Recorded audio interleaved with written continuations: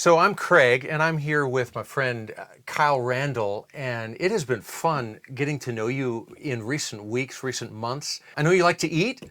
I do like to It eat. has been fun going out to lunch with you a couple of times, and with you and Peter, and hearing about your love for the gospel. Appreciated your training of our young adults for a few weeks there, in just helping people practice sharing their faith and thinking about what the gospel is.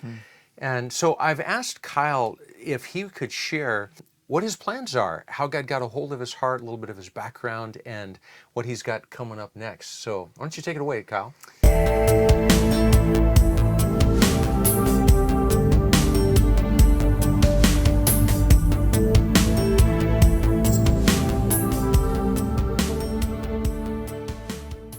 Yeah, thank you so much, Pastor Craig. So, God started this fire in my heart for missions, for sharing the gospel with people.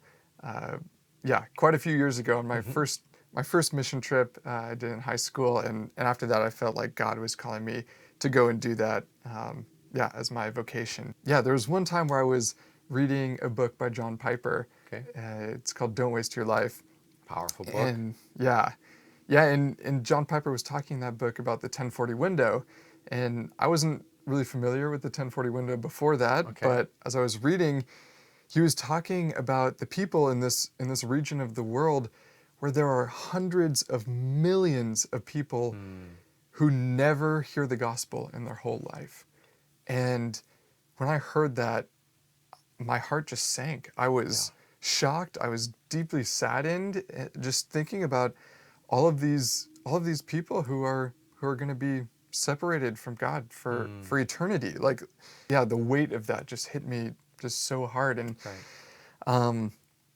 so after I read that, I was sharing about that experience with my dad, and this is where the story starts to get a little bit weird. So I was telling my dad about this concept of the 1040 window that I learned about. And so as we're talking about the 1040 window, he started talking to me about what he was doing for work, and he's an accountant, and so he was telling me about doing the kind of the 1040 tax returns for his clients. Okay. And I thought, oh, that's funny, like 1040, Right. that's a coincidence, right? Yeah. But it started getting weirder. So all within the span of a few days, we had that instance, and then there was another time where I was ordering some things on Amazon, and I got this box of tissues, and I noticed in this box of tissues there were 1,040 tissues. What are the odds? Yeah, and I just thought, okay, weird. Yeah. And then a bit later, I was in Europe on vacation with my family at the time, and we were in the Czech Republic, and the currency there is the crown. And there was a moment where I was counting out how much money I had, and I kid you not, I counted 1,040 crowns. Oh man. And I was Like God's trying to get your attention here, huh? yeah, and that wasn't it. A few days after that, I was talking with my family about how excited I was for my upcoming semester at school because I didn't have any early morning classes. In fact, the earliest class I had was 10:40. Like what class starts at 10:40? Yeah, exactly. But that's when it starts. Exactly. Yeah. This is like an episode of Lost or something. Yeah, right. I was baffled.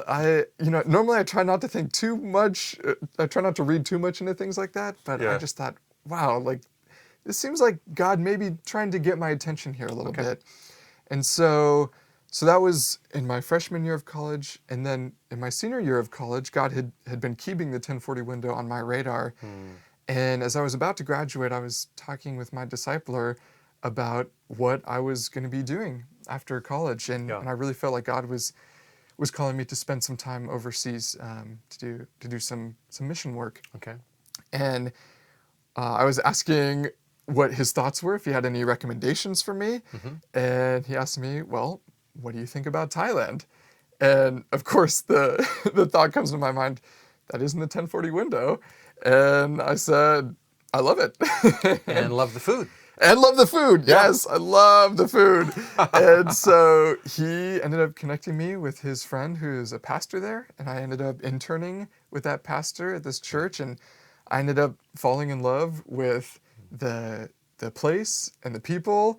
And I met my girlfriend there. And so it was just an amazing... The food, the place, the people, the girl. What more could you want, Exactly, exactly.